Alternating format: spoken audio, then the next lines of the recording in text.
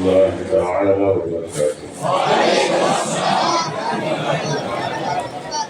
الحمد لله الذي فضل سيدنا ومولانا على العالمين جميعا وقامه إلى يوم القيامة للمذنبين المتلبسين والخطائين الهالكين شفيعا. وصلى الله تعالى على سيدنا ومولانا محمد وبارك وسلم. أما بعد، أعوذ بالله من الشيطان الرجيم. بسم الله الرحمن الرحيم. يا أيها الذين آمنوا اتقوا الله وكونوا مع الصادقين. صدق الله العظيم وصدق رسوله النبي الأمين رؤوف رحيم عفو شكور كريم. ونحن على ذلك لمن الشاهدين والشاكرين والحمد لله رب العالمين.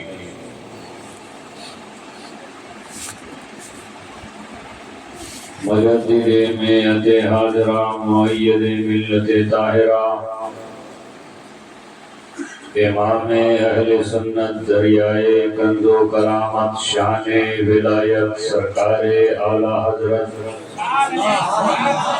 اتنی ہلکی آواز سے اعلی حضرت کے نام پر سبحان اللہ بولیے.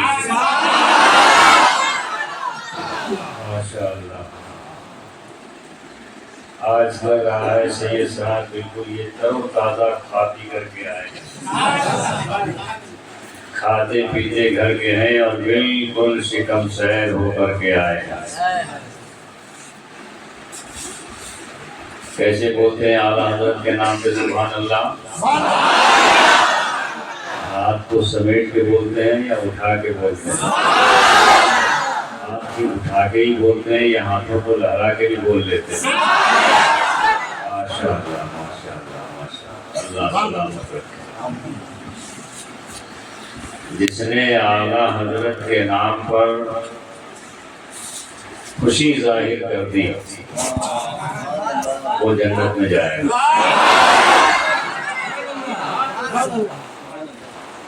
وہ جنت میں جائے گا. سمجھ رہے ہیں؟ اور اعلیٰ حضرت کا معاملہ یہ ہے کہ انہوں نے اپنا سب کچھ نبی اور آل نبی کے حوالے کر دیا. فرماتے ہیں دانا ہے تیرا دانا، کھاتے ہیں تیرے در کا پیتے ہیں تیرے در کا، کھاتے ہیں تیرے در کا پیتے ہیں تیرے در کا، دانا ہے تیرا دانا پانی ہے تیرا پانی. ہے نا؟ جب اعلیٰ حضرت نے سب کچھ ہمارے خاندان کے حوالے کر دیا تو ہم نے بھی اپنا سب کچھ اعلیٰ حضرت کے حوالے.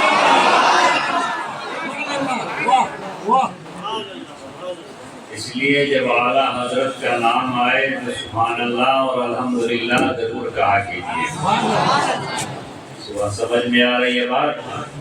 آپ ایک بار سبحان اللہ بولیں گے اور آپ کو ایک دم تتکال پربھاؤ سے 270 نیکیاں ملیں.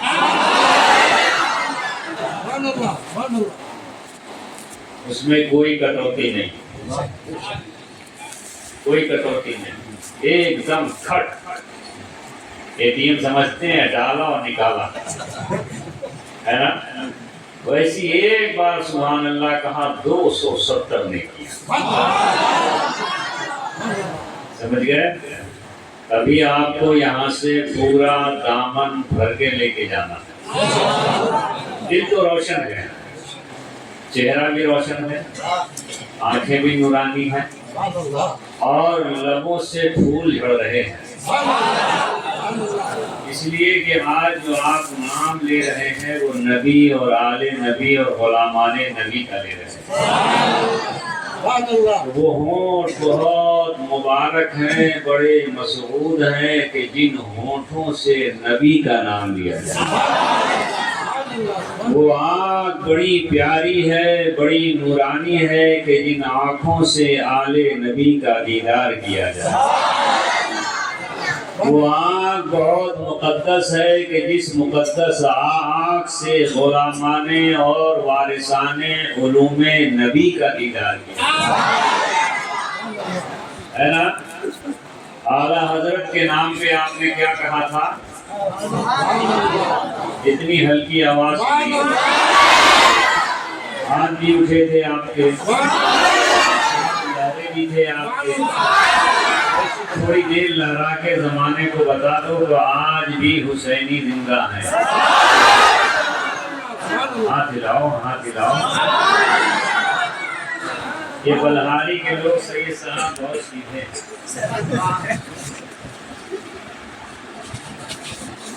ہاں، اعلیٰ حضرت والے تو ایسے ہوتے ہیں کہ جو اگر سڑک پہ زور سے پیر مار دیں تو چشمہ نکل پڑے۔ ان کے عشق کا یہ عالم ہے۔ اعلیٰ حضرت امام اہل سنت فاضل بریلوی رضی اللہ تعالیٰ عنہ ارشاد فرماتے ہیں، ان کی مہک نے دل کے غنچے کھلا دیے۔ ان کی مہک نے دل کے غنچے کھلا دیے ہیں۔ مہکے تو اور بھی ہیں، مہک اور دربار میں بھی ہے، مہکانے والے اور بھی ہیں، لیکن جو مہک در مصطفیٰ کی ہے، جو مہک کاشانہ مصطفیٰ کی ہے، جو مہک ذات مصطفیٰ کی ہے، جو مہک بات مصطفیٰ کی ہے، جو مہک اور صاف مصطفیٰ کی ہے، اس کی بات اعلیٰ حضرت کر رہے ہیں۔ ان کی مہک نے دل کے غنچے کھلا دیے ہیں۔ ان کی مہک نے دل کے غنچے کھلا دیے ہیں، اور جس راہ چل دیے ہیں، جس راہ چل دیے ہیں، اونچے بسا دیے۔ شہر تو سب بساتے ہیں، شہر تو سب بساتے ہیں، تحصیل تو سب بساتے ہیں، اونچے بسا کے دکھاؤ، اور یہ بسانے والے کوئی اور نہیں، میرے مصطفیٰ جان رحمت ہیں۔ آج کوچے کوچے میں نام لیا جا رہا ہے تو نبی کونین کا لیا جا رہا ہے، ذکر کیا جا رہا ہے تو نبی کونین کا کیا جا رہا ہے، تذکرہ کیا جا رہا ہے تو نبی کونین کا کیا جا رہا ہے۔ اس لیے اعلیٰ حضرت فرماتے ہیں کہ ان کی مہک نے دل کے غنچے کھلا دیے ہیں، اس راہ چل دیے ہیں، کوچے بسا دیے ہیں۔ اللہ حسرت کی آواز، شوق حسرت کی آواز، اللہ کیا جہنم حیثیت دیکھے جہنم۔ عاشقان مصطفیٰ کے سامنے جہنم کی حیثیت دیکھیں۔ اعلیٰ حضرت فرماتے ہیں، اللہ کیا جہنم اب بھی نہ سرد ہوگا، رو رو کے مصطفیٰ نے دریا بہا دیے۔ رو رو کے مصطفیٰ نے دریا بہا دیے ہیں۔ سرکار کے آنسوئے پاک کے سامنے جہنم کی آگ کوئی معنی نہیں رکھتی۔ یہ قطرہ جہنم میں اگر پڑ جائے تو جہنم ساری زندگی کے لیے سرد ہو جائے۔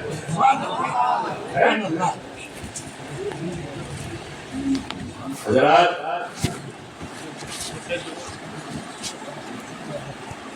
دس بجے تک کا وقت ہے۔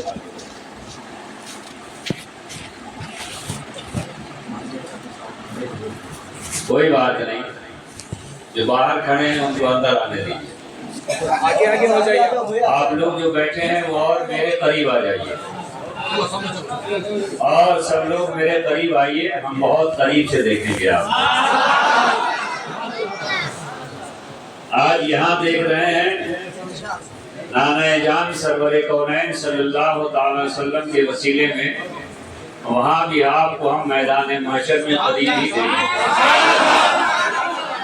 اس لیے کہ ہمارے باپ دادا کا اجارہ کوثر پہ بھی ہے، میزان پر بھی ہے، جنت پر بھی ہے، سب پر اجارہ میرے نانا کا ہے۔ جتنے لوگ باہر کھڑے ہوئے ہیں، آپ کے لیے جگہ لوگوں نے بنا دی ہے، آپ اندر تشریف لے آئیے۔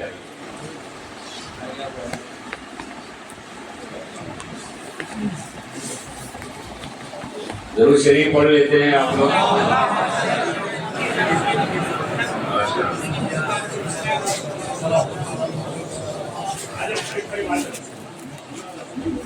ضرور شریف کا ایک نسخہ بتاتا ہوں، سنیں گے؟ تیار ہیں؟ بالکل ہاتھ پیر چھوڑ کے دیکھیے، مفتی صاحب بیٹھے ہیں، بہت اچھی تقریر کی ماشاءاللہ، مدلل، مفصل اور مبرہن تقریر۔ اللہ تعالی ہماری جماعت اہل سنت کو ایسے ایسے عالموں کی اور مفتیان دین و دین کی سب ضرورت ہے، جبھی تو وہابیت اور دیوبندیت کا جبڑا ہلے گا۔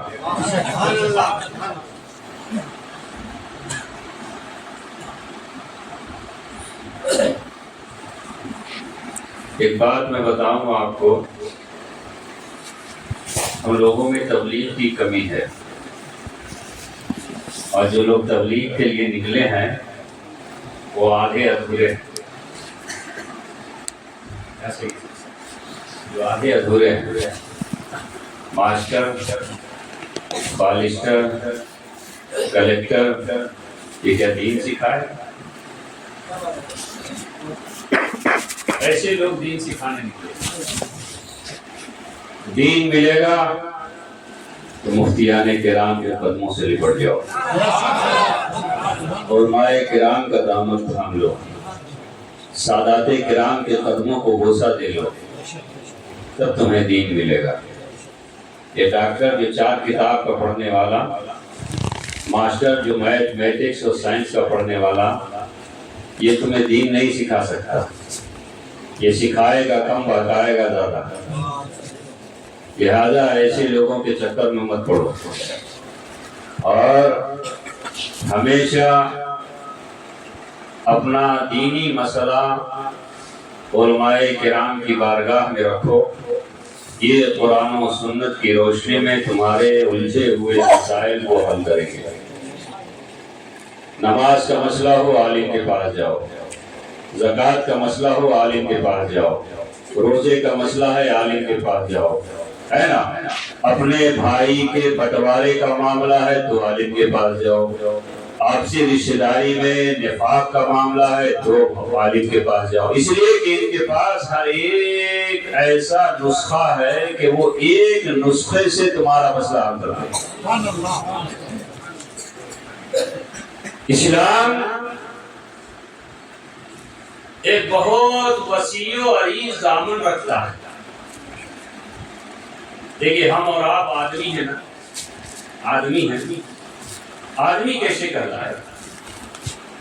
یعنی کہ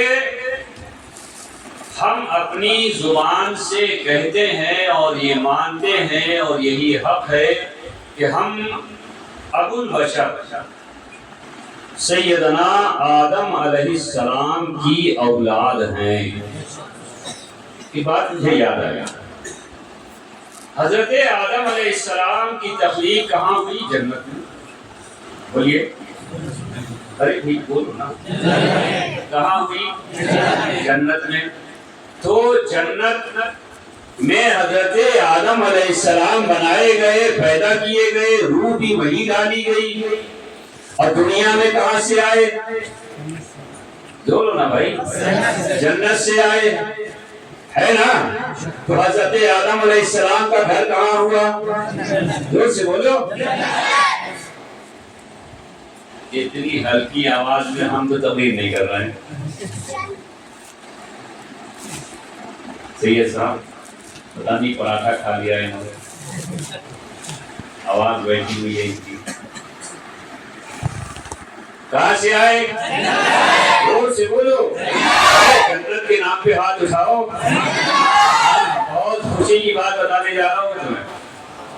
حضرت آدم علیہ السلام کہاں سے آئے؟ جنت سے آئے۔ حضرت آدم علیہ السلام ہمارے کون ہیں؟ سارے انسانوں کے کون ہیں؟ باپ تمہیں، باپ کا گھر کہاں ہے؟ جنت میں تو بیٹا کہاں جائے گا؟ وراثت کہاں ملے گی؟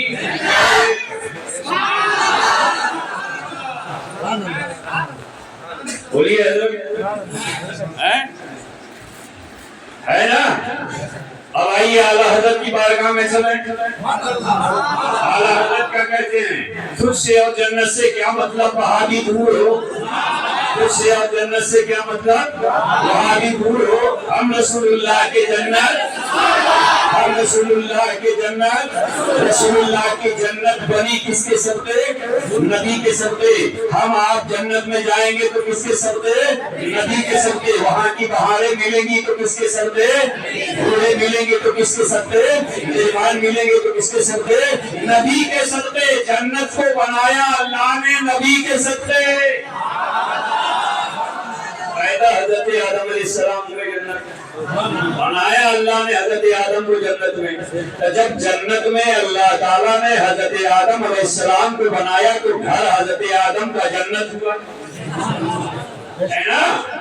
اور ہم ان کی اولاد ہیں، اور ہر بیٹے کو باپ کے گھر میں حصہ ملتا ہے۔ ہر بیٹا کو باپ کے گھر میں حصہ ملتا ہے، تو ہمیں آپ کو حصہ ملے گا؟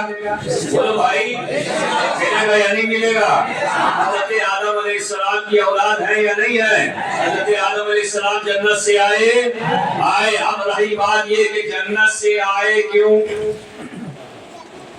جنت سے آئے کیوں؟ اگر وہ جنت سے نہیں آئے تو ہم جنت میں کیسے جاتے؟ اگر وہ جنت سے نہیں آتے تو ہم جنت میں کیسے جاتے؟ گویا کہ ہمیں آپ کو جنت میں لے جانا تھا، اس لیے حضرت آدم کو دنیا میں ضرور آنا تھا، ہے نا؟ اب تو درود پاک پڑھیے۔ اللہ رب محمد صلی اللہ علیہ وسلم وعلى جميع وآلہ افضل ظہور و کرم صلی اللہ تعالی علی نبی الامی وآلہ صلی اللہ تعالی علیہ وسلم صلاۃ و سلام علیکہ یا رسول اللہ۔ اب دیکھیے آنے کا بھی میں مسئلہ حل کر دیتا ہوں۔ حضرت آدم علیہ نبینا علیہ الصلوۃ والتسلیم سراندی پہاڑ پر آئے۔ کہاں آئے؟ بولیے بھائی، سراندی پہاڑ پر آئے، ہے نا؟ اور سراندی پہاڑ پہلے ہندوستان میں تھا، ابھی کہاں ہے؟ لنکا میں ہے۔ اب یہ بتائیے کہ حضرت آدم علیہ السلام جو سراندی پہاڑ جب وہ ہندوستان میں تھا تب حضرت آدم علیہ السلام آئے تو ہمارے باپ ہے نا؟ ہمارے باپ کہاں آئے؟ ہندوستان میں آئے۔ تو ہندوستان کس کا ہوا؟ زور سے بولو بھائی، ہے نا؟ بات سمجھ آئی؟ یہ ہندوستان ہمارے باپ کی بپوتی ہے، اس لیے اس کی حفاظت کرنا ہر بیٹے کی ذمہ داری ہے، ہر پوتے کی ذمہ داری ہے نا؟ ہم تو اپنے وطن سے اتنا پیار کرتے ہیں، اتنی محبت کرتے ہیں کہ اللہ کے پیارے نبی سرور کونین صلی اللہ تعالی علیہ وسلم فرماتے ہیں کہ جس ملک میں، جس وطن میں رہو، اپنے وطن کی عزت بھی کرو اور اپنے وطن سے محبت بھی کرو۔ وطن کی محبت ایمان کا خاصہ ہے، خصوصیت میں داخل ہے، لہذا اپنے وطن سے بھی محبت کیجئے اور اپنے وطنی لوگوں سے بھی پیار کیجئے۔ کہنے کا مقصد یہ ہے کہ آج عرفان صاحب نے بڑے جوش و خروش کے ساتھ اس مجلس کو سجایا ہے سید صاحب کی معیت میں، ان کی محبت میں، اور یاد رکھیے کہ یہ آج کی رات کل کی چھٹی ہے۔ کسی کی کٹی ہے تو کسی میں بٹی ہے، کیونکہ کہ اب کل خواجہ کی چھٹی ہے، کسی کی کٹی ہے، کسی میں بٹی ہے۔ کٹی کن کی؟ یہ بغیر جو اپنی مجھ نہیں رکھتے، جو سر پہ بال نہیں رکھتے، ان کی تو کٹی ہے نا، ان کی کٹی۔ سمجھ رہے ہو نا؟ یہ وہ نام لے کے بتاؤ، سمجھ رہے ہو؟ بغیر مونچھ والے، داڑھی کی جگہ داڑھا والے، سر گھٹے ہوئے، سر میں بالکل بال برابر بال نام کی کوئی شیطان نہیں۔ سمجھ رہے بات؟ ان کی تو کٹی اور اہل سنت میں بٹی۔ جو گیا اس نے بھی پایا، جو نہیں گیا اس نے بھی پایا۔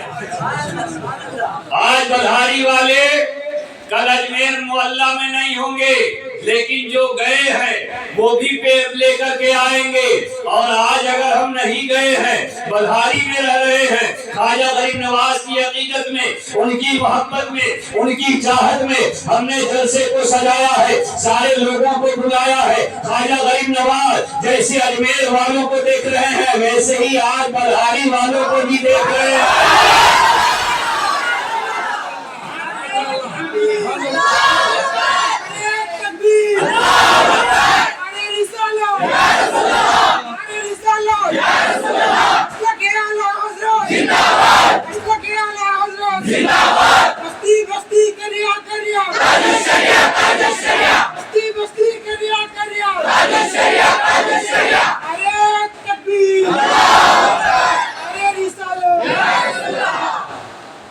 باہر کھڑے ہوئے اندر آ جائیں، بیٹھ کے دیکھ لو اور آگے بڑھ جائیے۔ اس طرف اور آگے جگہ ہے، ماشاءاللہ بہت جگہ ہے، بہت جگہ ہے، بہت جگہ ہے، آگے بڑھ جائیے۔ سبحان اللہ، بادشاہ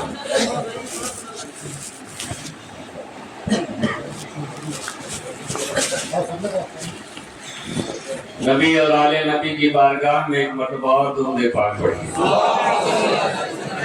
اللہ رب محمد صلی اللہ علیہ وسلم وعلی سبیہ وآلہ افضلہ وکرم صلی اللہ تعالی علی نبی الامی وآلہ صلی اللہ تعالی علیہ وسلم۔ صلاۃ و سلام علیک یا رسول اللہ، صلاۃ و سلام علیک یا نبی اللہ، صلاۃ و سلام علیک یا حبیب اللہ۔ تو خواجہ غریب نواز رضی اللہ تعالیٰ عنہ کی بارگاہ میں جو لوگ حاضر ہیں وہ بھی ٹکڑا پائیں گے، جو حاضر نہیں ہیں اور ان کے دیار نور سے وابستہ ہوں گے، تعلق پیدا کریں گے، وہ بھی ٹکڑا پائیں گے۔ ہے یا نہیں ہے؟ تو خواجہ غریب نواز رضی اللہ تعالیٰ عنہ پورے ہندوستان کے بادشاہ ہیں، ہے نا؟ پورے ہندوستان کے بادشاہ ہیں۔ ہندوستان کی میں جو پرائم منسٹر ہوتا ہے وہ 5 سال کے لیے چن کے آتا ہے نا؟ ایک مکھ منتری ہوتا ہے، وہ 5 سال کے لیے لوگوں کے انتخاب سے چن کے آتا ہے، یعنی ووٹنگ ہوتی ہے، اور اس ووٹنگ کے بعد پھر ووٹنگ وہ شمار کی جاتی ہے۔ جو جیت گیا وہ مکھ منتری بن گیا، کوئی منتری بن گیا، کوئی پردھان منتری بن گیا۔ گویا کہ انہیں انسان بناتے ہیں، انہیں آدمی بناتے ہیں، انہیں لوگ بناتے ہیں، ہے نا؟ مگر میرے خواجہ ہندوستان کے بادشاہ، عطائے رسول، خواجہ خواجگان، مالک ہندوستان، جن کے بارے میں اعلیٰ حضرت کے چھوٹے بھائی استاذ زمن حضرت علامہ حسن رحمت اللہ تعالی علیہ فرماتے ہیں، خواجہ ہند وہ دربار ہے اعلیٰ تیرا، خواجہ ہند وہ دربار ہے اعلیٰ تیرا، کبھی محروم نہیں مانگنے والا تیرا۔ اور کسی دیوانے نے کہا ہے کہ سنانے اپنی بربادی کے افسانے کہاں جاتے، تیرا در چھوڑ کر خواجہ یہ دیوانے کہاں جاتے، ہمیشہ بھیک ہم نے تو اسی چوکھٹ سے پائی ہے، ہم اپنا دامن امید پھیلانے کہاں جاتے۔ وہ خواجہ غریب نواز جو ہندوستان کے بادشاہ ہیں وہ 5 سال والے نہیں ہیں، 2 سال والے نہیں ہیں. سمجھ رہے ہیں بات کو؟ وہ بات سمجھ میں آ رہی ہے؟ ارے میرے خواجہ کی بادشاہت کا عالم یہ ہے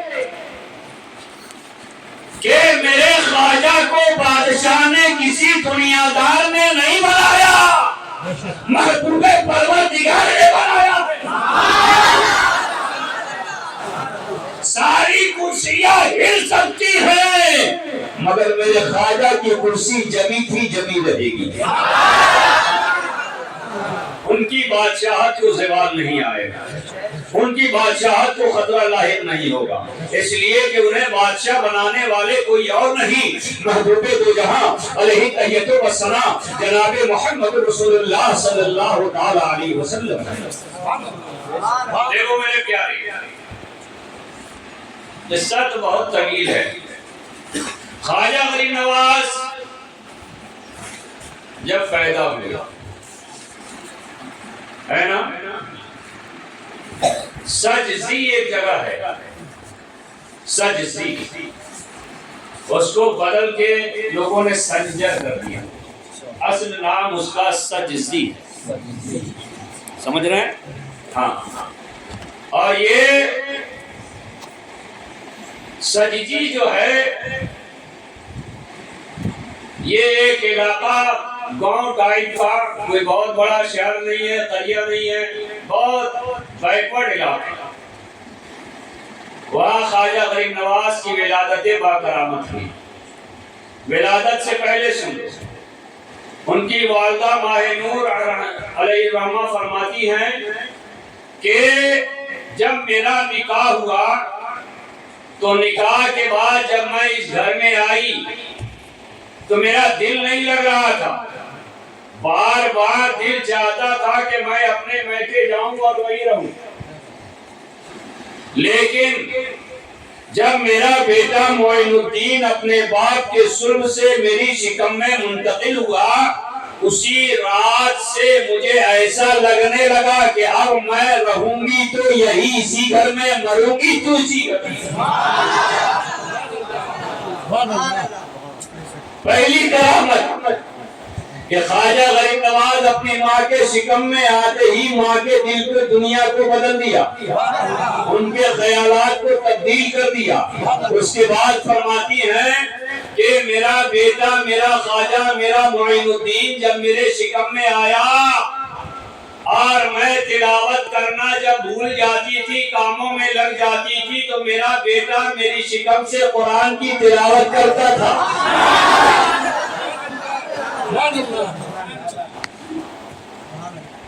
ایسے ہی بادشاہت نہیں ملی ہے. بات سمجھ میں آ رہی؟ ہاں. فرماتی ہے کہ یہ گھر بڑے مفلسانہ انداز میں، بڑے غریبانہ انداز میں، کوئی جلدی مانگنے والا تک اس گھر میں نہیں آتا تھا. لیکن جب میرا بیٹا معین الدین میرے شکم میں آیا تو میرے گھر کی حالت بدل گئی، غریبی سے رئیسی میں تبدیل ہوتی چلی گئی. پہلے میرے پاس کچھ بھی نہیں تھا، کھانے کو ترستے تھے، پانی کو ترستے تھے، لیکن اب عالم یہ ہے کہ ایک وقت کا کھانا بناتے ہیں تو 25 آدمی کو کھلاتے ہیں. یہ برکت کس کی؟ خواجہ غریب نواز کی آمد کی برکت. ایک بار فرماتی ہے کہ میں چکی چلا رہی تھی. سن رہے ہو؟ بات سمجھ میں آ رہی ہے؟ سن رہے ہو؟ فرماتی ہے کہ میں چکی چلا رہی تھی، چکی چلاتے چلاتے میں تھک گئی. میرے شکم میں میرا بیٹا معین الدین تھا. میں یہ سوچنے لگی کہ اگر میں زیادہ دیر تک چکی چلاؤں گی کہیں ایسا نہ ہو کہ میرے پیٹ میں میرے بچے کو کوئی اذیت ہو جائے، کوئی پریشانی لاحق ہو جائے. تو فرماتی ہے کہ میرے پیٹ سے میرے بیٹے نے آواز دی کہ امی جان آپ چکی چلاتی رہیے، میں آپ کے شکم میں رہ کے صبر کرتا رہوں گا. صبر کرتا رہوں گا۔ اور اے امی جان، یہ آگ میرے لیے نہیں، میرے نانا رسول کونین صلی اللہ تعالی علیہ وسلم کی بھوکی امت کے لیے آپ یہ محنت کر رہی ہے۔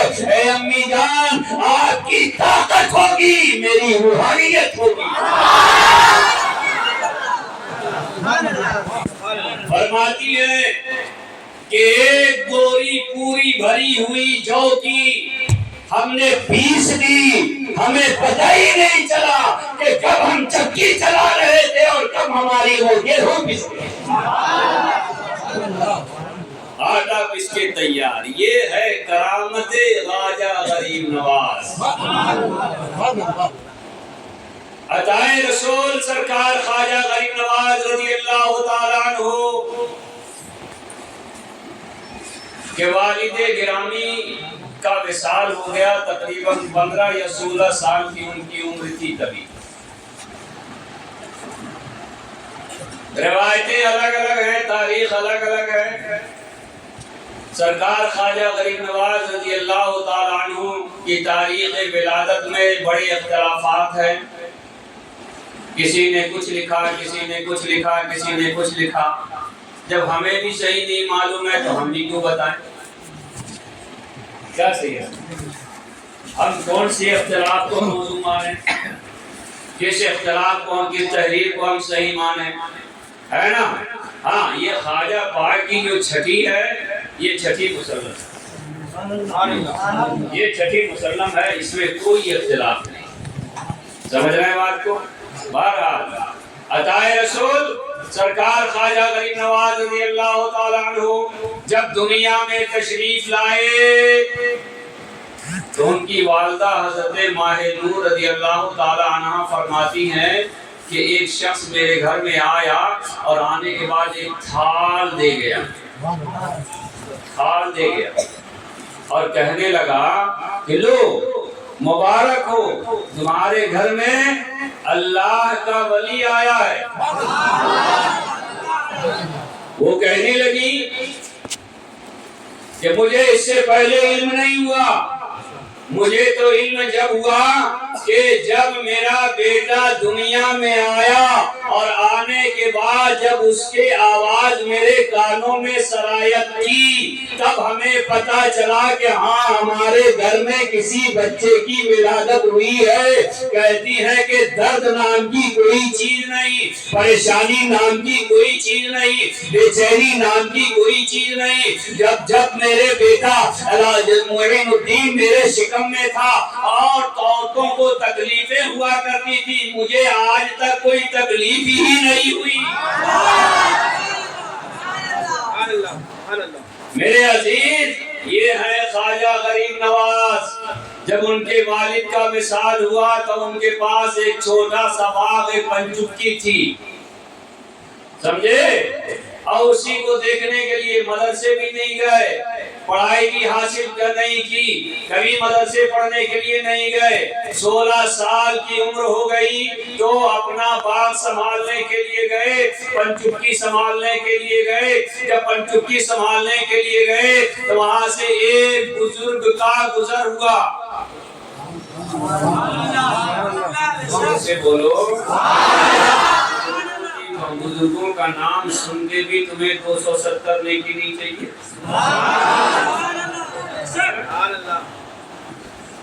ابراہیم قندوزی جو اپنے وقت کے ولی کامل تھے، جو ایسی ولایت کے تاجدار تھے کہ آدمی رجال الغیب بھی ان کے پاس آ کر کے تعلیم حاصل کیا کرتے تھے۔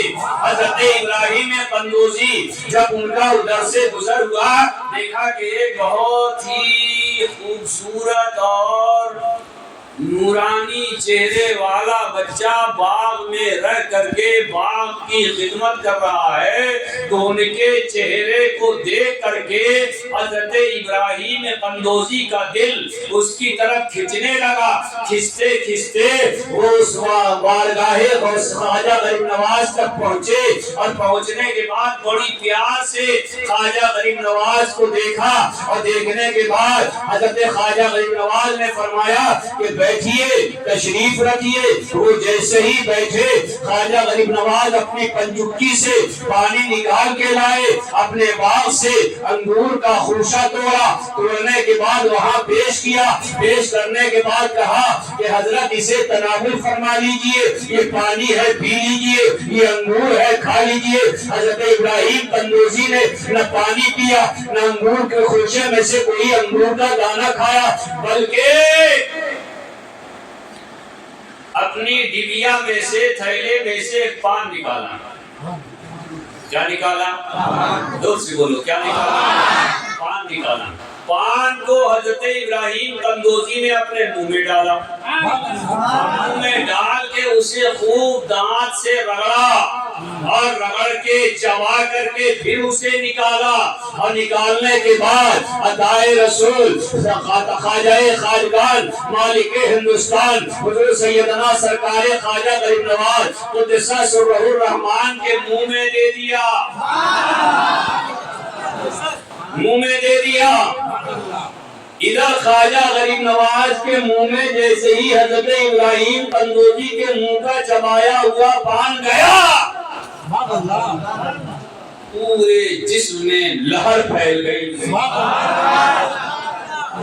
پورے جسم میں نور کی لہر پھیل گئی، بے چینی ہو گئی کہ اب یہ دنیا کوئی چیز نہیں ہے، دنیا کی محبت کوئی چیز نہیں ہے، دنیا کوئی شے نہیں ہے، جو انسان دنیا سے محبت کرے گا وہ تباہ و برباد ہو جائے گا۔ لہذا خواجہ غریب نواز نے اپنا پنجکی بیچا، اپنا باغ بیچا، اور بیچنے کے بعد یتیموں میں، غریبوں میں، مسکینوں میں سارا مال تقسیم کر دیا اور خود پیدل نکل پڑے۔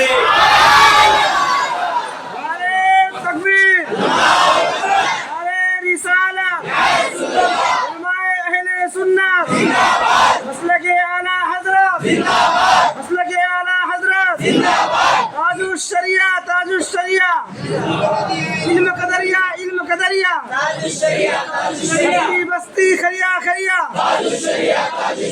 نعرہ تکبیر نعرہ رسالت۔ میرے بیٹے میرے بچوں، عطائے رسول سرکار خواجہ غریب نواز نے اللہ کو پانے کے لیے، دین رسول پر چلنے کے لیے اپنا سارا مال اللہ کی راہ میں خرچ کر دیا۔ بولیے آپ تو اگر جائیں عرفان صاحب آپ کے پاس چندہ لینے کے لیے تو 100 روپیہ کے آپ مالک ہے تو 1 روپیہ نکالتے ہیں۔ سید صاحب بیچارے اتنا بڑھیا، اتنا عمدہ، اتنا شاندار، لائق تعریف اسلام کی شہزادیوں کا ادارہ چلا رہے ہیں۔ کتنی جد و جہد، کتنی کوشش، کتنی محنت کر کے بیچارے یہ مدرسہ چلا رہے ہوں گے۔ دیکھا ہے پورا حال ماشاءاللہ ہماری اسلام کی بچیوں سے بھرا رہتا ہے، رات میں بھی پڑھ رہی ہیں، دوپہر میں بھی پڑھ رہی ہیں، دن میں بھی ہماری بچیاں پڑھ رہی ہیں، دین پا رہی ہیں، اسلام سیکھ رہی ہیں، شریعت کی تعلیم حاصل کر رہی ہیں، پھر بھی آپ کو ترس نہیں آتا؟ آپ ایک ادارہ نہیں چلا سکتے، اور سرکار خواجہ غریب نواز جن کی آپ چھٹی منانے کے لیے آئے ہیں، انہوں نے پوری ملکیت تقسیم کر دی،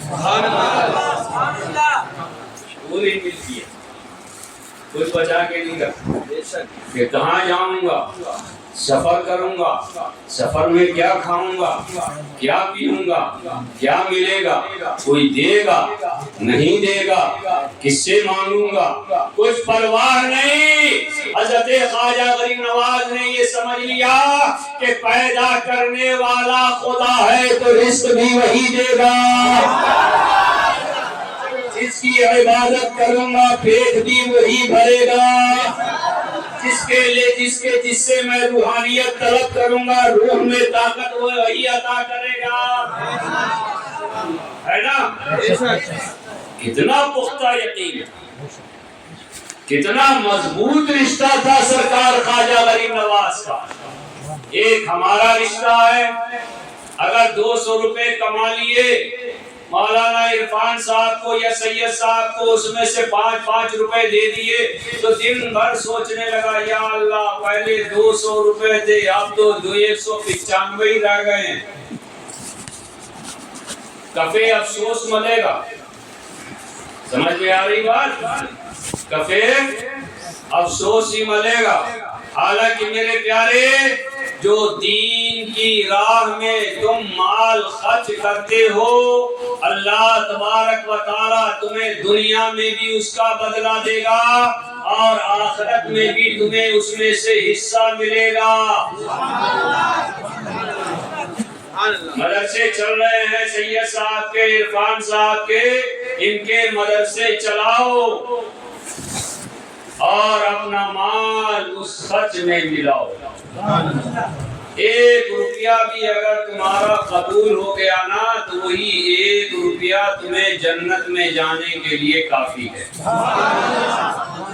1 روپیہ بھی اگر قبول ہو گیا تو وہی روپیہ لڑ کے تمہیں جنت میں لے کر کے جائے گا. سمجھ گئے؟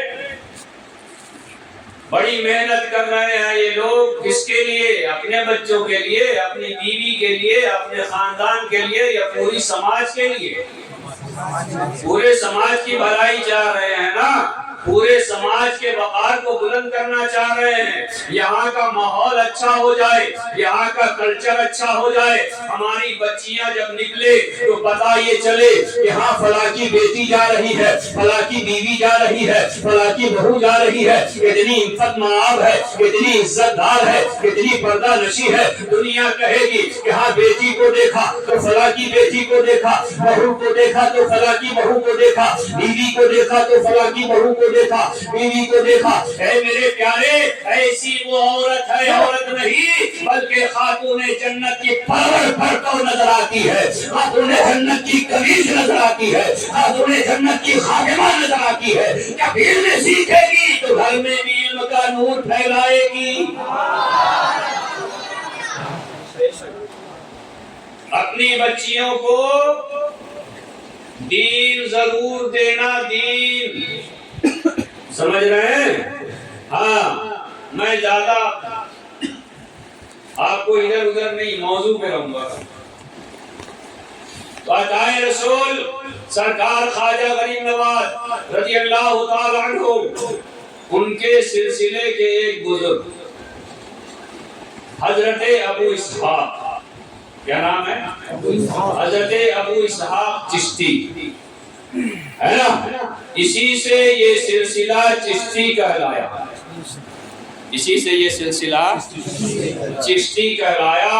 اور چشتیت میں روح پھونکا ہے تو کس نے پھونکا؟ خواجہ غریب نواز. خواجہ غریب نواز. ایک بات یاد آتی، خواجہ غریب نواز رضی اللہ تعالیٰ عنہ نسلی اعتبار سے امام حسین کی اولاد ہے. اپنے والد کی طرف سے امام حسین کی اولاد ہے اور والدہ کی طرف سے امام حسن کی اولاد ہے. سمجھ رہے ہیں؟ 2 سرکار خواجہ غریب نواز حسینی سادات میں سے ہیں. اور میرے جد پاک پیران پیر پیر دستگیر روشن ضمیر سرکار غوث اعظم دستگیر رضی اللہ تعالی عنہ کے بھانجے ہیں. سرکار غوث پاک ماموں ہے، خواجہ غریب نواز بھانجے ہیں. سمجھ رہے ہو؟ اور میرے جد کریم سرکار غوث پاک رضی اللہ تعالی عنہ جن کے بارے میں اعلیٰ حضرت فاضل بریلوی رضی اللہ تعالی عنہ فرماتے ہیں کہ واہ کیا مرتبہ ہے غوث ہے بالا تیرا، واہ کیا مرتبہ ہے غوث ہے بالا تیرا. اونچے اونچوں کے سروں سے قدم اعلیٰ تیرا، سر بھلا کیا کوئی جانے کہ ہے کیسا تیرا. اولیاء مند ہے آنکھیں وہ ہے تلوا تیرا. بڑے مجاہدات کروائے ہیں بغداد شریف میں، بہت مجاہدات کروائے ہیں. ایک واقعہ مجھے یاد آتا ہے کہ سرکار خواجہ غریب نواز رضی اللہ تعالیٰ عنہ جب سرکار غوث پاک رضی اللہ تعالیٰ عنہ کے حجرے میں مراقبے میں تھے،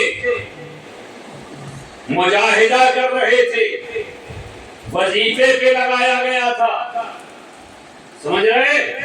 تو وہاں چند اولیاء کرام اور پہنچ گئے اور سب نعت و منقبت پڑھنے لگے۔ خواجہ غریب نواز کا مرتبہ بتا رہا ہوں، جس کو ہم عام لفظوں میں قوالی کہہ لیں۔ قوالی تو یہ ڈھول باجا تاشا تھا ہی نہیں، یہ سب بدعت، یہ سب ناجائز، یہ سب گناہ، یہ نہیں تھا۔ لوگ کہتے ہیں کہ خواجہ غریب نواز کی بارگاہ میں قوالی کیے گئے، میں مانتا ہوں کہ ہاں قوالی ہوئی ہے۔ قوالی کسے کہتے ہیں؟ قول سے کہتے ہیں، بزرگوں کی تعریفیں کی جاتی ہے، منقبت پڑھے جاتے ہیں، نعت شریف پڑھی جاتی ہے، حمد پڑھی جاتی ہے، اسی کو تو قوالی کہتے ہیں۔ مگر خواجہ غریب نواز کے زمانے میں کبھی ڈھول نہیں بجا، کبھی تاشا نہیں بجا، کبھی بینجو نہیں بجا، کبھی ہارمونیم نہیں بجا۔ اگر کوئی کہتا ہے تو ثابت کر کے دکھا دے، 1,00,000 کا انعام میں اسے دوں گا، میں اسے دوں گا۔ بالکل نہیں۔ ارے ابھی نعتیں پڑھی گئی، مفتی عزیز الرحمان صاحب نے تقریر کی، یہ نثری تعریف ہے، یہ نثری قوالی ہے۔ کوئی نظم میں قوالی کر رہا ہے، کوئی نثر میں کر رہا ہے، گویا کہ بزرگوں کی تعریف کرنا یہ بھی قوالی ہے، ان کا ذکر کرنا یہ بھی قوالی ہے۔ خالی ڈھول بجانا اشعار پڑھنا قوالی نہیں ہے، یہ بدعت ہے، یہ ناجائز ہے، یہ حرام ہے۔ کل بھی حرام تھا، آج بھی حرام ہے، اور صبح قیامت تک حرام ہی رہے گا۔ معاصف جس کی برائی حدیث میں آئی ہے، سمجھ رہے ہیں؟ بات سمجھ میں آ رہی ہے؟ اور سرکار نظام الدین اولیاء رحمت اللہ تعالیٰ اے موبائل اے رکھا ماحول خراب کرے گا۔ گلے میں کیا تمہارے؟ گلے میں کیا ہے؟ بے چین ہو جائے گا، جلدی نکال اس کو۔ یہ ہمارے نوجوان ہیں، دیکھیے جبھی دنیا میں بے چین رہتا ہے، ایسی بے چین کی بے چینی نے اس کو برباد کر دیا۔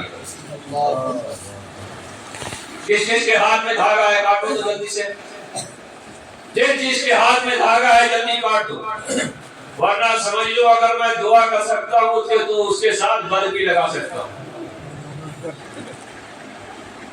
کوئی دھاگا نہیں۔ ارے غلامی کا پٹا گلے میں ڈالا جاتا ہے، ہاتھ میں نہیں۔ غلام ہو بزرگوں کے تو گلے میں پٹا ڈالو اور زمانے کو بتاؤ کہ یہ پٹا کسی اور کی غلامی کا نہیں ہے، یہ پٹا جو غلامی کا ہے غوث اعظم کی غلامی کا ہے، خواجہ غریب نواز کی غلامی کا ہے، محبوب الہی کی غلامی کا ہے، سابر کلیت کی غلامی کا ہے، اعلیٰ حضرت کی غلامی کا ہے، تاج الشریعہ کی غلامی کا ہے۔ ہم ایسے سرکاروں کے غلام ہیں کہ جو اپنے میرے آقا ایسے آقا ہیں، ایسے بادشاہ ہیں، ایسے رہنما ہیں کہ جس پر مجھے کو نہیں، اگر ناز ہوتا ہے تو فرشتے کو بھی ناز ہوتا ہے۔ لہذا چین پہن کے نماز پڑھو گے نماز نہیں ہوگی، سمجھ رہے ہو؟ اگر کہو گے تو چلو میرے ساتھ بریلی شریف لکھ کر کے مہر لگا کے تب دوں گا، میں جو بولتا ہوں وہ لکھ کے بھی دینے کی صلاحیت رکھتا ہوں، سمجھ رہے ہو؟ آج 42 سال سے یہی کام کر رہا ہوں، 42 سال ہو گئے درگاہ اعلیٰ حضرت پر بیٹھ کر کے فتویٰ دیتے ہوئے، 42 سال کی زندگی ہے، سمجھ رہے ہیں؟ تو ایک بولنے کی طاقت، ایک سیادت کی طاقت اور دوسرے فتویٰ دینے کی صلاحیت کی طاقت، سمجھ رہے ہیں؟ تو جس کے گلے میں بھی چین وغیرہ ہے یا ہاتھ میں چین ہے، ہاتھ میں دھاگا ہے، یہ کاٹ لینا، ابھی نہیں تو گھر جا کے کاٹنا، اس سے تمہاری نماز نہیں ہوتی، ساری نماز تمہاری برباد ہو جائے گی۔ سمجھ رہے ہو؟ اور میدان محشر میں سب سے پہلے نماز کے بارے میں پوچھا جائے گا، ہے نا؟ روز محشر کے جہاں گداز بود اولین پرسش نماز بود، میدان محشر میں تم سے یہ نہیں پوچھا جائے گا کہ فلاں مزار پہ گئے تھے یا نہیں، نیاز دلوایا تھا یا نہیں، چادر پیش کی تھی یا نہیں۔ سب سے پہلے جو سوال کیا جائے گا تم سے وہ نماز کے بارے میں سوال کیا جائے گا، اس لیے نماز کو صحیح ادا کر کے جاؤ۔ سمجھ رہے بات کو؟ بات سمجھ میں آ رہی ہے؟ ہاں، اب ہاتھ ایسے نکالو، ہاتھ نکالو، ہاتھ اٹھاؤ۔ ہاں، سبحان اللہ۔ ہاں، اب ہلا دو ذرا صحیح سے۔ شیطان بھاگ رہا ہے، شیطان۔ ہلاؤ ہلاؤ ہلاؤ ہلاؤ ہلاؤ ہلاؤ۔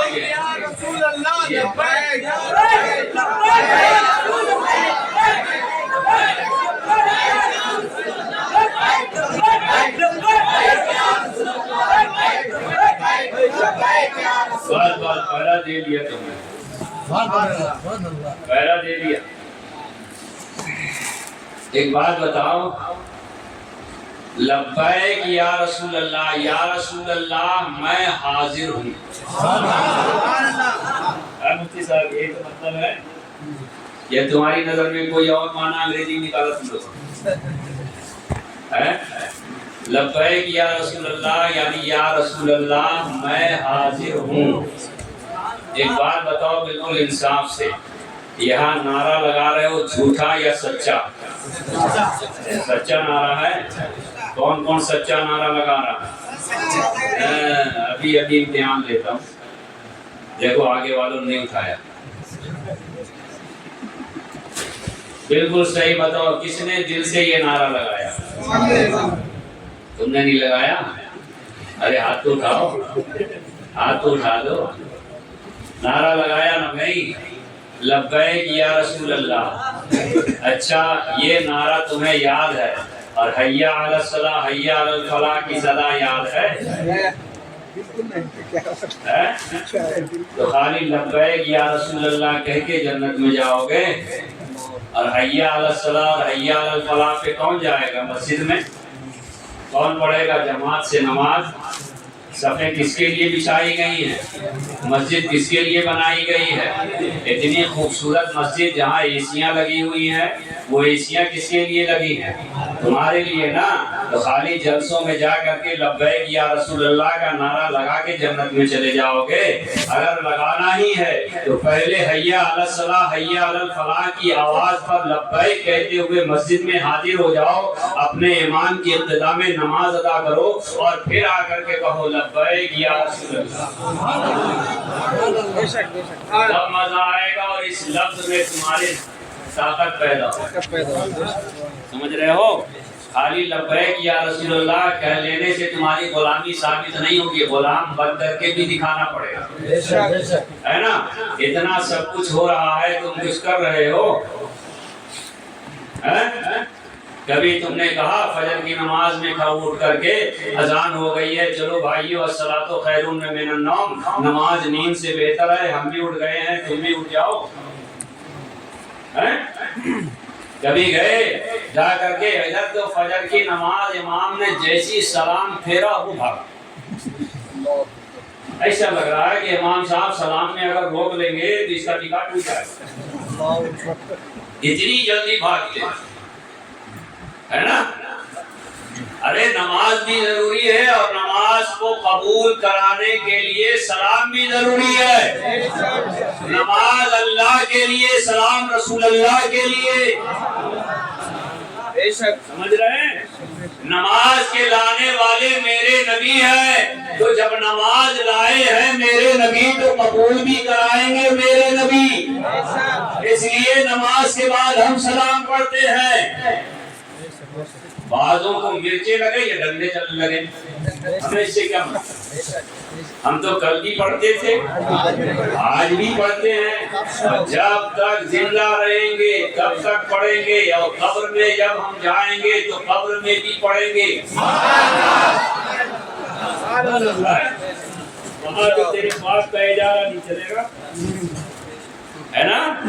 ہاں، اب درود پاک پڑھیے، اللہ محمد صلی اللہ علیہ وسلم وعلی صحبہ وآلہ ابجد ظہور وکرمہ صلی اللہ تعالی علی نبی الامی وآلہ صلی اللہ تعالی علیہ وسلم، صلاۃ و سلام علیک یا رسول اللہ، صلاۃ و سلام علیک یا نبی اللہ۔ بالکل آخری بات بتا رہا ہوں، ایک مرتبہ سرکار غوث پاک رضی اللہ تعالیٰ عنہ کے حجرے میں عطائے رسول سرکار خواجہ غریب نواز رضی اللہ تعالیٰ عنہ چلہ کر رہے تھے، اور وہیں پر جو ہے چند اولیاء کرام بھی چلے میں مشغول تھے، ہے نا؟ کچھ رجال الغیب بھی وہاں موجود تھے، اور سب مل کر کے جو ہے وہ منقبت شریف پڑھ رہے تھے یا نعت شریف پڑھ رہے تھے۔ اللہ اللہ جب سب مل کے پڑھنے لگے تو سرکار غوث پاک رضی اللہ تعالیٰ عنہ اپنے کاشانہ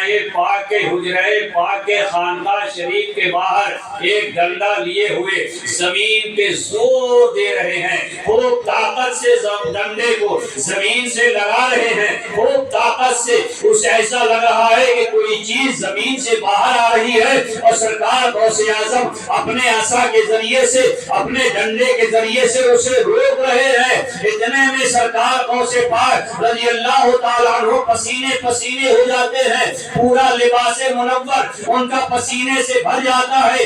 گھر سے سرکار غوث پاک رضی اللہ تعالیٰ عنہ کے مریدین آئے، سرکار غوث اعظم کا جب یہ حال دیکھا، وہ حال دیکھنے کے بعد سرکار غوث پاک نے اپنی زبان سے کچھ نہیں کہا، بلکہ کہا کہ جاؤ حجرے میں جاؤ اور جا کر کے دیکھو وہ لوگ کیا کر رہے ہیں۔ وہاں جا کر کے دیکھا تو سارے کے سارے لوگ اپنے کپڑے پھاڑے ہوئے اللہ اللہ کا ورد کر رہے ہیں، اللہ اللہ کا ذکر کر رہے ہیں۔ سرکار غوث پاک رضی اللہ تعالیٰ عنہ کے مرید نے جب یہ حال دیکھا تو باہر آئے، سرکار غوث پاک نے فرمایا کہ اسی وجہ سے میں نے اپنے ڈنڈے سے زمین کو روک رکھا ہے کہ اگر میں اپنا ڈنڈا ہٹا لوں گا تو زمین پھٹ جائے گی، زمین دھس جائے گی اور پوری دنیا میں پانی پانی ہو جائے گا۔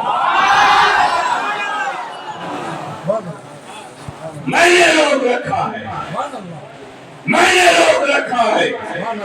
یہ حال خواجہ غریب نواز کے ذکر، ایسے تھوڑے ہندل ولی کہے جاتے ہیں، ایسے ویسے ہی عطائے رسول کہے جاتے ہیں۔ عطائے رسول میرے نبی پاک صلی اللہ تعالی علیہ وسلم نے سرکار خواجہ غریب نواز کو اپنا دیدار بھی کرایا اور ہندوستان کی حکومت بھی عطا کی۔ میرے عزیزوں، میرے بزرگوں اور دوستوں، عطائے رسول کی بارگاہ اتنی عظیم بارگاہ ہے کہ اسی خواجہ غریب نواز کی دیار کے لیے جب اعلیٰ حضرت بریلی شریف سے چلے تو پھلیرا اسٹیشن جے پور کے بعد پڑتا ہے۔ دلی سے جب آپ چلیں گے تو ایک اسٹیشن آئے گا پھلیرا، وہاں نماز کا وقت ہو گیا۔ اعلیٰ حضرت کہاں جا رہے تھے؟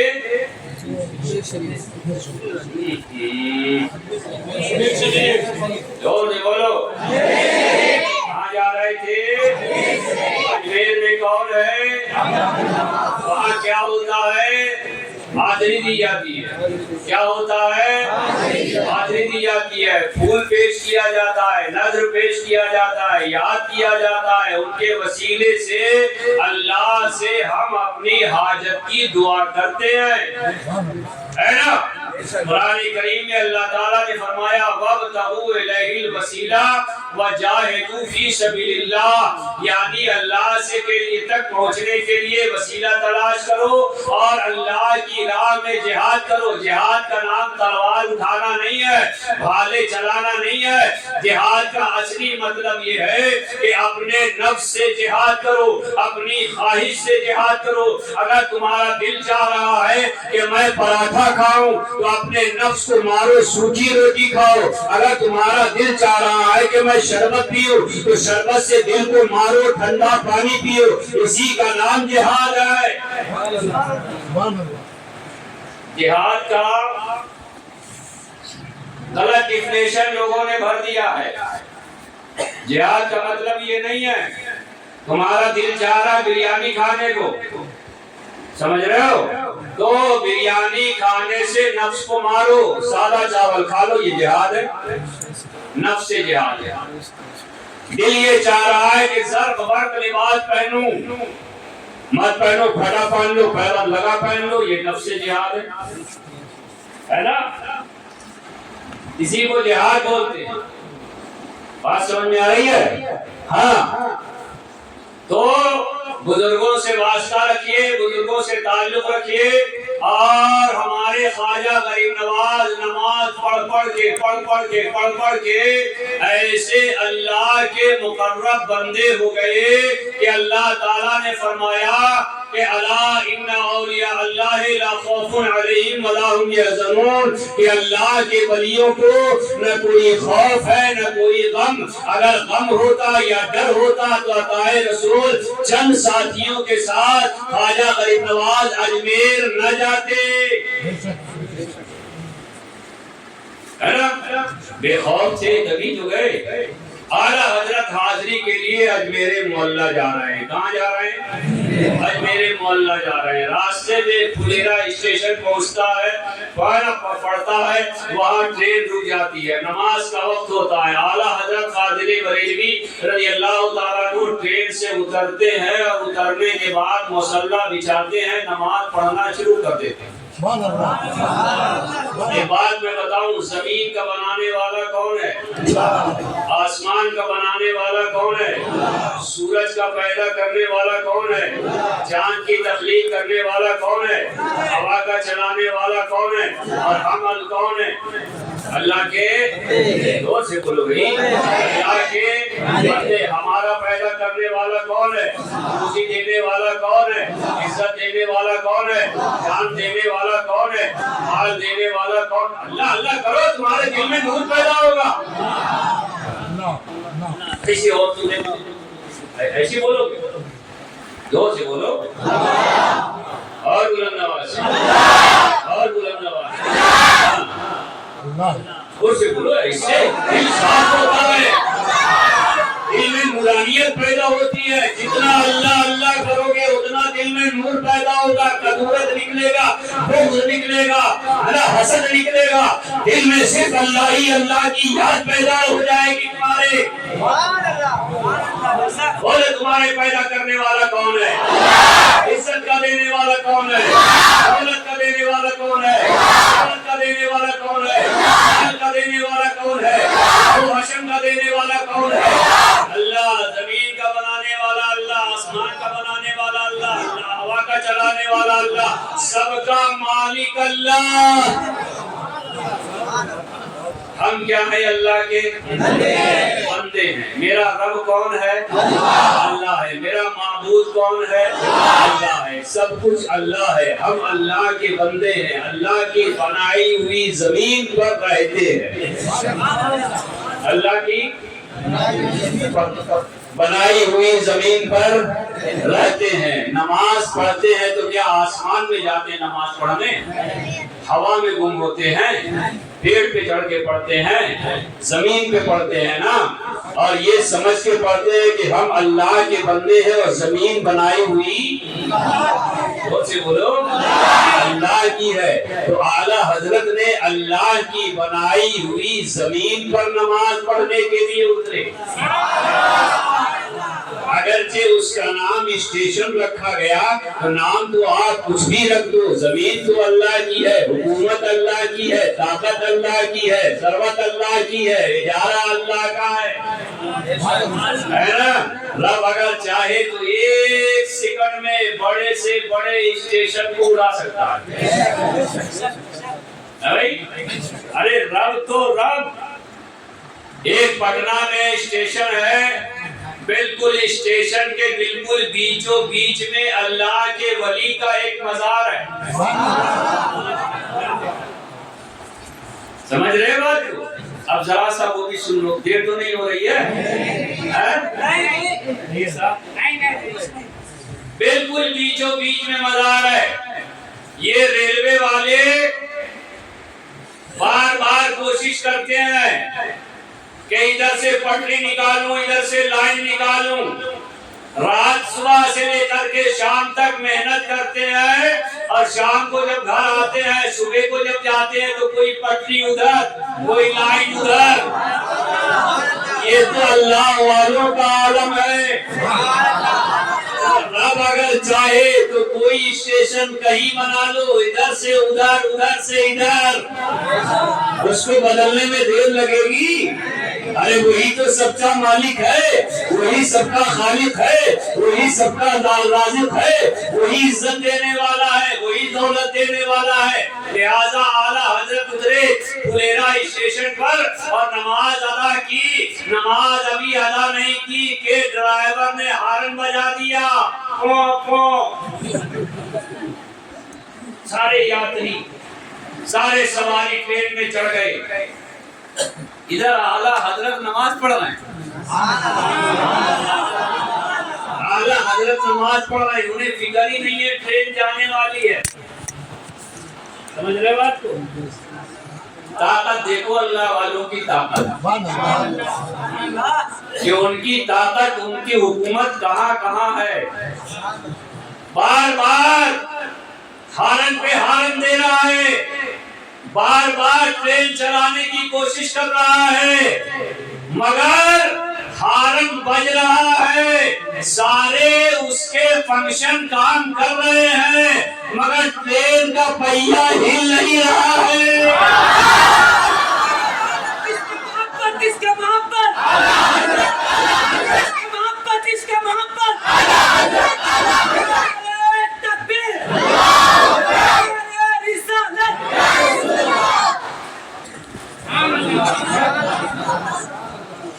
آخر گارڈ نے کہا ارے کیا ہوا؟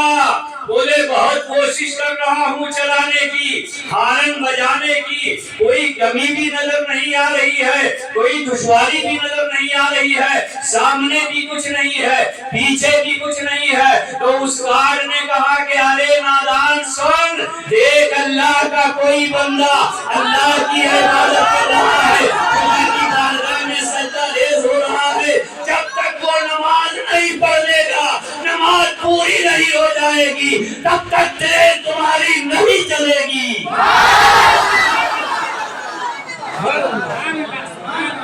خواجہ غریب نواز کی بارگاہ میں حاضری دینے کے لیے جانے والے اعلیٰ حضرت کا جب یہ عالم ہے، تو عطائے رسول جنہیں ہندوستان کی حکومت نبی کونین نے عطا کی ہے، ان کی حکومت کا عالم ان کی طاقت کا عالم کیا ہوگا، ہے نا؟ بہرحال میرے پیارے، عطائے رسول ہیں، وہی ہند الولی ہیں، وہی خواجہ خواجگان ہیں، اور اصل میں وہی مالک ہندوستان ہیں۔ دیکھو غلام جھکتا ہے یا نہیں جھکتا ہے؟ جھکتا ہے نا بھائی، چاہے وہ مکھ منتری ہو یا پردھان منتری، چاہے کوئی بھی ہو، سب کی چادر جاتی ہے تو خواجہ غریب نواز کی بارگاہ میں۔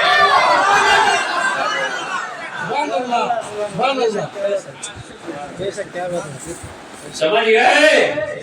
چادریں جانتی ہیں، اخبار پڑھتے ہو، ٹی وی مت دیکھنا، یہ نہیں پوچھوں گا ٹی وی دیکھتے ہو نہیں دیکھتے، میں خود نہیں دیکھتا ہوں، جب نہیں دیکھتا ہوں تو تم سے کیوں پوچھوں، ہے نا؟ ہاں اخبار پڑھتے ہو نا، اس میں تم نے سنا ہوگا، دیکھا ہوگا، پڑھا ہوگا کہ ابھی ابھی ہندوستان کے پرائم منسٹر نے خواجہ غریب نواز کی بارگاہ میں چادر پیش کی ہے نا۔ اگر سید صاحب مجھے نذرانہ دے تو یہی سمجھ کے تو نذرانہ دیں گے حضرت میرے بڑے ہیں، حضرت میرے مقتدا ہیں، حضرت میرے رہنما ہیں، اس لیے میں ان کی بارگاہ میں نذر پیش کر رہا ہوں۔ عرفان صاحب کہیں گے، مفتی صاحب کہیں گے میں نذر پیش کر رہا ہوں، تو جو جسے نذر پیش کیا جاتا ہے وہ بڑا ہوتا ہے، اور جو پیش کرتا ہے وہ ان کے سامنے گرا پڑا ہوتا ہے۔ بات سمجھ میں آئی؟ جسے جہاں چاہو سوچ لو، یہ تمہارے اوپر چھوڑا میں نے، جہاں چاہو فٹ کر لو۔ آج کل تو فٹنگ مشین چل رہی ہے، جہاں چاہو فٹ کر لو، جہاں چاہو سیٹ کر لو، ہے نا۔ دیکھو عرفان صاحب کیسے مائک سیٹ کر رہے ہیں، کبھی آواز اونچی، کبھی نیچی، کبھی ہلکی، کبھی بھاری، کبھی ادھر کبھی ادھر، ہے نا۔ یہ سیٹر ہیں، ہے نا، سیٹنگ کے ماسٹر ہیں، اس لیے سیٹنگ میں۔ اللہ تعالی ہم سب کو صحیح عمل کی توفیق دے۔ آپ بڑے اچھے لوگ ہیں، بہت اچھے عمدہ لوگ ہیں، بہت بڑھیا لوگ ہیں، اللہ تعالیٰ آپ کی عمر میں برکتیں عطا فرمائے۔ ایک وعدہ جو میں آپ سے لیتا ہوں آج پھر لوں گا، کبھی دیوبندی کو سلام کرو گے، کبھی وہابی کو سلام کرو گے، سلام کرے تو جواب دو گے، کبھی اس کے پاس اٹھو گے، کبھی بیٹھو گے، آنا جانا کرو گے، کھانا پینا کرو گے۔ بعض لوگ بڑا منہ بتا رہے ہیں، سب کی آواز نہیں آ رہی، میں سب کو دیکھ رہا ہوں۔ اچھا یہ سمجھ رہے ہیں کہ کچھ لوگوں کو دیکھ رہے ہیں، کچھ کو نہیں دیکھ رہے۔ دیکھ یاد رکھ، میں ایسے نبی کا نواسا ہوں کہ تم بند کنویں میں بھی جا کے چھپ جاؤ گے نا، تب بھی تمہیں دیکھ۔ یہ بولو سب، یہ ایمان اور عقیدے کا وعدہ ہے، یہ جنت میں جانے اور جہنم سے بچانے کا وعدہ ہے، سمجھ گئے؟ اس لیے جتنے لوگ بیٹھے ہیں سب بولیں وہابی کل بھی کافر تھا، اور جب تک وہ وہابی رہے گا کافر ہی رہے گا۔ صلح کلی کیا ہے؟ صلح کلیت بھی وہابیت ہے۔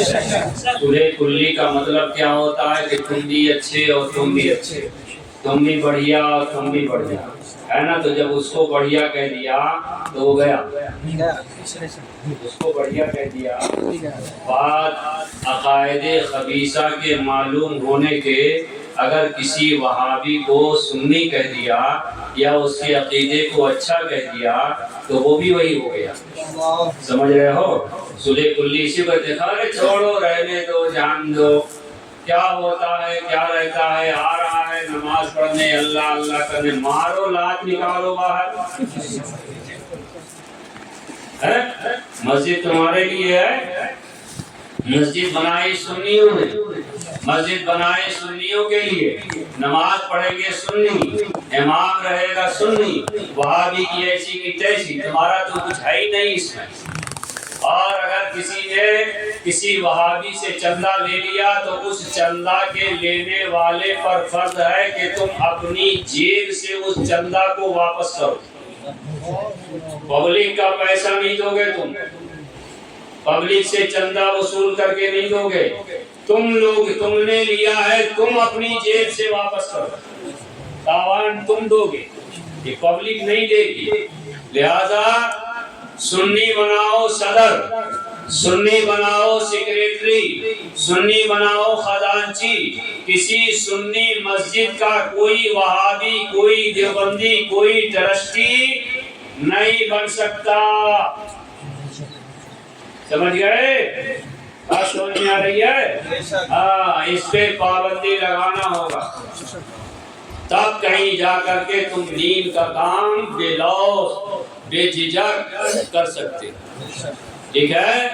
سنی ہو سنیوں کے ساتھ رہو، سنیوں کے ساتھ بیٹھو، سنی امام رکھو، سنی امام کی بات سنو اور ان کی باتوں پر عمل کرو۔ اور نماز بولو، نماز پڑھو گے؟ نماز پڑھو گے نا؟ ہاں ماشاءاللہ۔ کئے وقت کی؟ یا عید بقرعید کی؟ 5 وقت کی پڑھو گے۔ کب پڑھو گے؟ صبح سے انشاءاللہ۔ اب تو عشاء ہو گئی، اب کون سی عشاء آئے گی؟ صبح سے پڑھیں گے نا انشاءاللہ۔ ہاں، چہرے پہ داڑھیاں رکھو، سرکار کی سنت ہے نا؟ مسلمان بن کے رہو، مسلمانوں کا لباس پہنو، مسلمانوں کی آداب اپناؤ، مسلمانوں میں رہو، مسلمانوں میں رہ کر کے اچھے اچھے دینی کام کرو، تاکہ لوگ جب تمہیں دیکھیں تو دیکھ کر کے تمہاری مثال پیش کریں، وہ دیکھو فلاں کا بیٹا کتنا دیندار ہے جا رہا ہے، نمازی ہے جا رہا ہے، پرہیزگار ہے جا رہا ہے۔ لوگ تمہیں دیکھ کر کے اپنے بیٹوں کو ترغیب دیں، اپنے بیٹوں کو سبق دیں کہ اے بیٹا اگر تجھے اولاد بننا ہے تو فلاں کی اولاد کی طرح اولاد بن جا، اس کے بیٹے کی طرح میرا بیٹا بن جا۔ میرے پیارے بزرگوں اور دوستوں، حلال کمائی کھلاؤ بچوں کو اور دین کی تعلیم دو۔ یقیناً جس کے شکم میں حلال کی کمائی کا مال جائے گا، وہ بچہ بھی اگر فیل کرے گا، عمل کرے گا تو اس کا ہر ایک عمل دینداری پر مشتمل ہوگا، پرہیزگاری پر مشتمل ہوگا۔ یہ قصہ لطیفہ بھی ناتمام ہے، بالکل بیان ہوا وہ آغاز بات تھا۔ ان کی پتی سے کر سکتا ہیرے کا جگر، مرد نادا پر کلام نرم نازک بے اثر۔ وآخر دعوانا الحمدللہ رب العالمین۔ السلام علیکم۔